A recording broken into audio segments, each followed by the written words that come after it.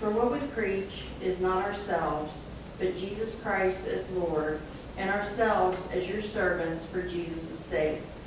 For God, who said, "Let light shine out of darkness," made his light shine in our hearts to give us the light of the knowledge of God's glory displayed in the face of Christ. But we have this treasure in jars of clay to show that this all-surpassing power is from God and not from us. We are hard-pressed on every side, but not crushed, perplexed, but not in despair, persecuted, but not abandoned, struck down, but not destroyed.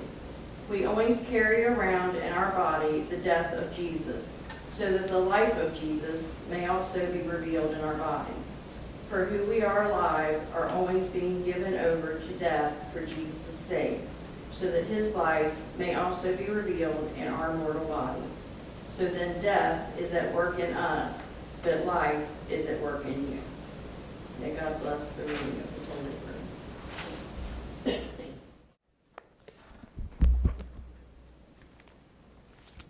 Today's gospel scripture and what we're going to talk about involves something that is sometimes kind of a hot topic these days.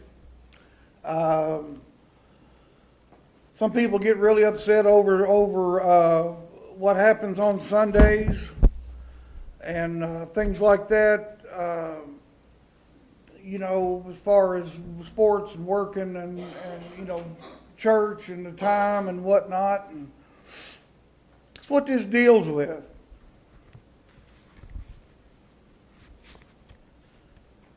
It's Mark chapter 2, verse 23 through chapter 3, verse 6. One Sabbath, Jesus was going through the grain fields, and his disciples walked along. They began to pick some heads of grain. The Pharisees said to him, "Look, why are they doing what is unlawful on the Sabbath?" He answered, "Have you never read what David did when he and his companions were hungry and in need? In the days of Abiathar the high priest, he entered the house of God and ate the consecrated bread, which is lawful only for the priest to eat. And he also gave some to his companions." Then he said to them, "The Sabbath was made for man, not man for the Sabbath. So the Son of Man is Lord even of the Sabbath." Another time Jesus went into the synagogue, and a man with a shriveled hand was there. Now some of them were looking for a reason to accuse Jesus, so they watched him closely to see if he would heal on the Sabbath. Jesus said to the man with the shriveled hand, "Stand up in front of everyone." Then Jesus asked them, "Which is lawful on the Sabbath, to do good or to do evil, to save life or to kill?" But they remained silent. He looked around at them in anger, and deeply distressed at their stubborn hearts, he said to the man, "Stretch out your hand." He stretched it out, and his hand was completely restored. Then the Pharisees went out and began to plot with the Herodians how they might kill Jesus.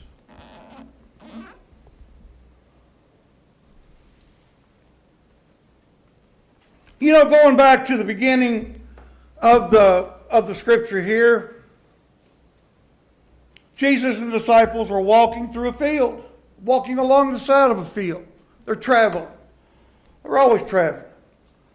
Now, in Leviticus and Deuteronomy, the law says that any farmer were to leave the edges of their fields unharvested so that some of their crops could be picked by travelers and by the poor. It's called gleaning.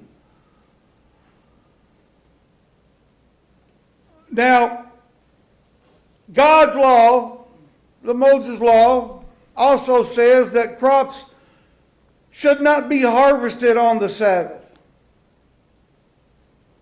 Now, this law prevents farmers, there was a reason for it. Not just don't work on the Sabbath. This was a law enacted to prevent farmers from becoming greedy and ignoring God on the Sabbath. It also protected laborers from being overworked.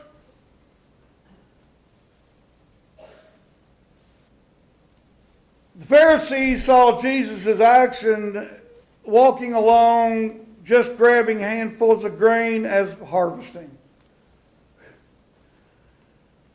when all they were doing was picking the grain and eating it. They weren't doing it for personal gain. They weren't harvesting to sell. They were just looking for something to eat. That's why it's there. But the Pharisees were so focused on the words of the law that they missed the intent.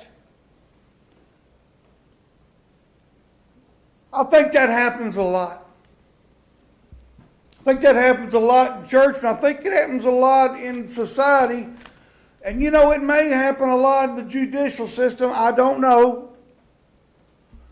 But sometimes you focus so much on the letter of the law or the word of the law that you miss the reason for it, the intention of it. Now, Sabbath rules had become more important than the Sabbath rest. The intent of God's laws are to promote love for God and others. The Pharisees had forgotten this. They couldn't see that because they were so focused on using the law to get Jesus.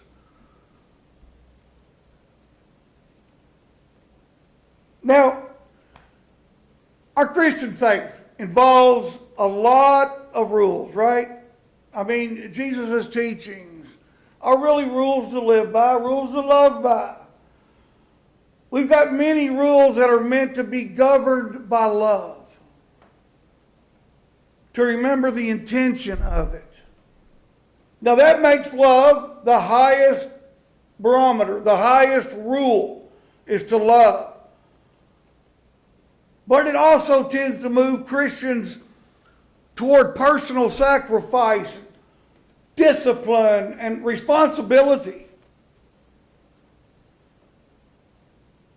And these three things are hard to find in today's world. I think you'll agree with me. Sacrifice, discipline, and responsibility. However, you've got to remember the intention. Now, think about this. When you're confronted by one of these rules, one of our laws, or other people's rules and laws, or other organizations or other churches' rules and laws, maybe you don't agree with, but they do. Now, when you're confronted with those rules, I want you to ask yourself 4 questions. Number 1, does this rule serve God's purposes? Does me following this rule serve God's purposes of love, of helping each other, love for one another? Number 2, does the rule reveal God's character? Is it godlike? Is it loving? Number 1. Remember, that's the number 1 rule. The number 1 measurement is love. Is this rule revealing God's character? Or is this something man made up just to be in authority? Number 3, does the rule help people get into God's family? Do you following that rule? Does this rule help other people to get into God's family, to come to God? Or is this rule what's keeping people away? Is this rule what's keeping people out? And the fourth one, does the rule have biblical roots? Biblical roots that can be supported in the context of all Scripture.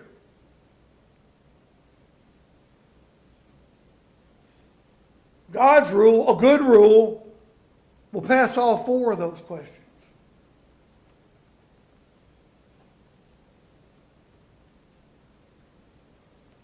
You know, many religious leaders are so caught up in their church corporation or their human-made laws that they follow or that they exploit out of the Bible. And they lose sight of what's good and right. Total sight of what's good and right. You broke a rule. You're out of here. You broke one of our laws. You broke one of the church. You're out of here. It happens.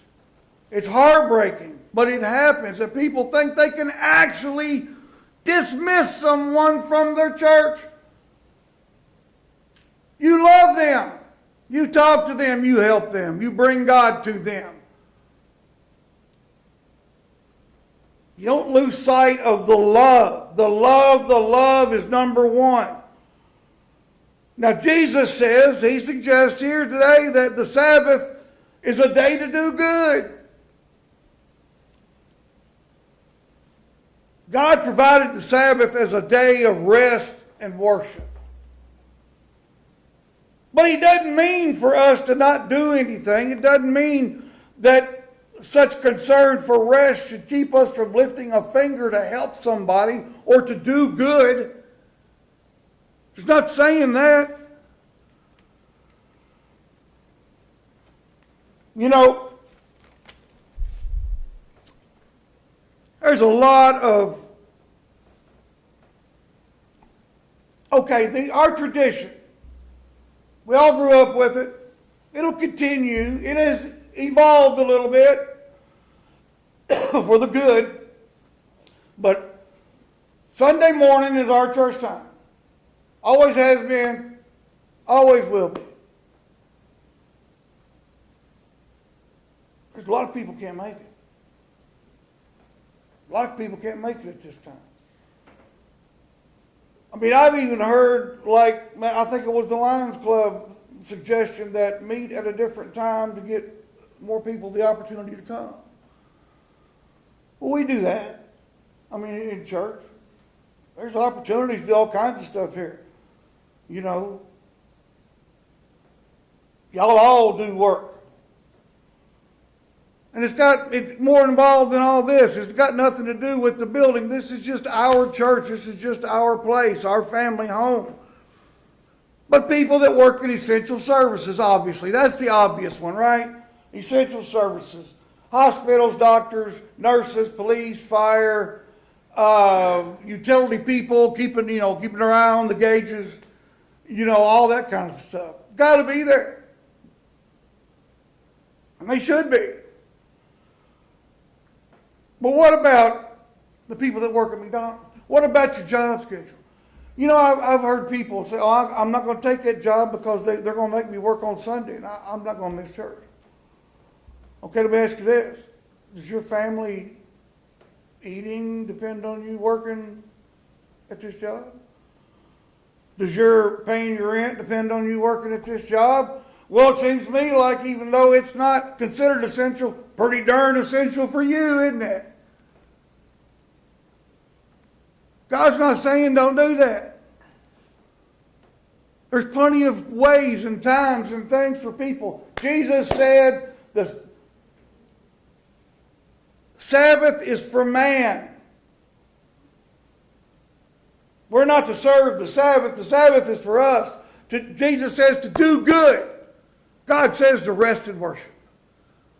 Do good, rest, and worship. That can be a full day. Keeps you pretty busy.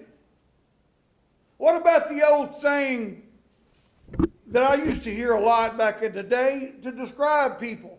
Well, man, why weren't you in church every day? I said, oh, man, I had to this weather's been bad and I had to, plow the backfield and I just had to get it done. And it's called getting your ox out of the ditch. In the Bible, man's criticized. Jesus even says to one time, if your ox was in the ditch on the Sabbath, you're going to leave it there or you're going to get it out. You're going to get it out. So that's what people have to do. They've got to get their ox out of the ditch. Now, here's one that's controversial that I've actually been on the other side of. My new word for the week, I've evolved. And I see it differently now because of something that happened. Sports on Sunday. Both daughters, I coached when they coached them both. We were gone on weekends a lot. Couldn't go to church, didn't think about it. And that happens all over. And there was even a time when in Nichols County, there was a Ministers Association petition to stop the local soccer league from scheduling games on Sunday morning. Well, the soccer league president pointed out that if we do that, we might have 1 or 2 games, and that'd be it. We have to fit into the schedule. These kids love playing. I was reminded that when I was coaching, every tournament we went to or took the girls to, there were chapels, there were groups of kids having little service. Churches on every corner that all you got to do is let's go to church here before the game starts. If you're living your life truly to focus on love and the love for God, those things are achievable. It's there. Yeah, go do the sports. They're important. But take the opportunity. Use that. I know of one league in Bowling Green that has a chaplain. Just for that. Just for tournaments. And I don't know if they're still doing it or not, but just for several years ago, but they did. Okay, how many in here like to go camping? Hiking? Oh, every one of us eventually one time or another, right? That's rest, isn't it? Isn't that rest? Pretty restful. Nice to go out and get away. But be truthful now. How hard do you work during that camping trip to have fun? When you get back from it, you just realize that that's a lot of work. And now we got to clean it up. But you're resting. That's what the Sabbath is for. God gave you that. He didn't give it to you to stay home or sit here for 5 hours and chant. No. He wants you. Hunting and fishing. It hadn't happened as much here. I kind of thought it might, but it didn't. In Nichols County, deer season, there'd be 5 people over here going to be gone every Sunday. And I know where they're at. They're in a tree stand. And they're doing their thing. And I always tell them, while you're sitting there in the quiet, say a prayer. You're doing your thing. You're doing your church thing. But bring me some backstrap too, and I'll forgive you. See, there's always a way to work it out with love. How many of you like to go home after church and work in the yard? That's hard work. There's a lot of places, a lot of churches that frown on that. They really do. You're not supposed to cut your grass. You're not supposed to do anything like that. Anybody that's been any part of a farm ownership or working it knows that, man, there's Sundays, you better be on that tractor. Just why do people put them down for that? And why do people think that just because I don't regularly go to church because I got to work, well, that part of my life, no, I can't do it. Yes, you can. There's other ways. There's other churches. There's many churches meet on weeknights. You might not agree with what they're doing, but if you want to go worship God, that's where it is. You know what? If there's enough people wanting to do it, we could do something on Wednesday nights. For the people that can't be here on Sunday. Not for, if that were to come up, I'd be all for it. But I'd expect to see the people that aren't here on Sunday there on Wednesday and vice versa. You know what I mean? It's there. The essential services, the playing, the sports, the camping, the hunting, the yard work, the job schedules. My goodness.